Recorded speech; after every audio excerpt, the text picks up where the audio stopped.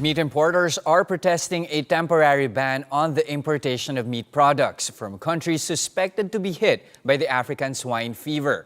But a supermarket industry group also suggests the ban may have come too late. Shaila Francisco with the story.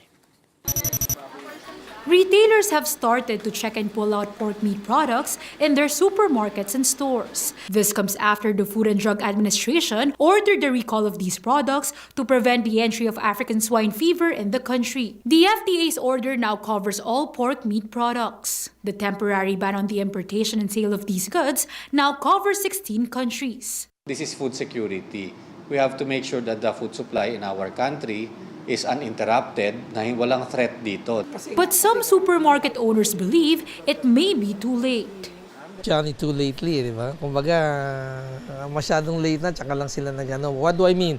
Had they taken care of this earlier, which I felt they were probably aware already, the DA, hindi na napasok sana itong mga produktong galing doon. Parang wala nang soli-soli.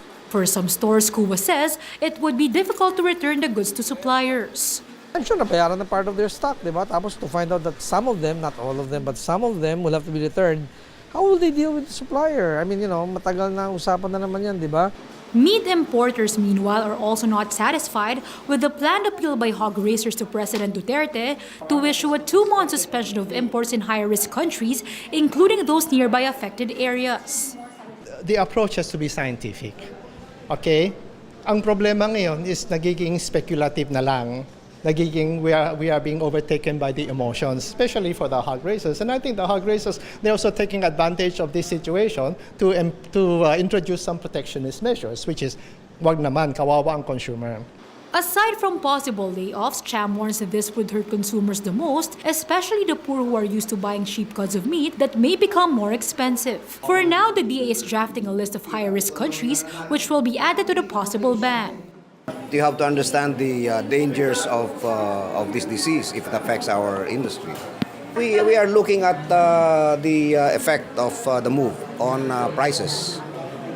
But ang tanong namin dyan, ano ang i-prioritize natin? Yung 1 o 2 pisong pagtaas ng presyo ng baboy o yung pagkasira ng buong industriya na nakakahalaga ng 2 bilyon at saka hanap buhay ng ating mga magsasaka? Shaila Francisco, We Are One News.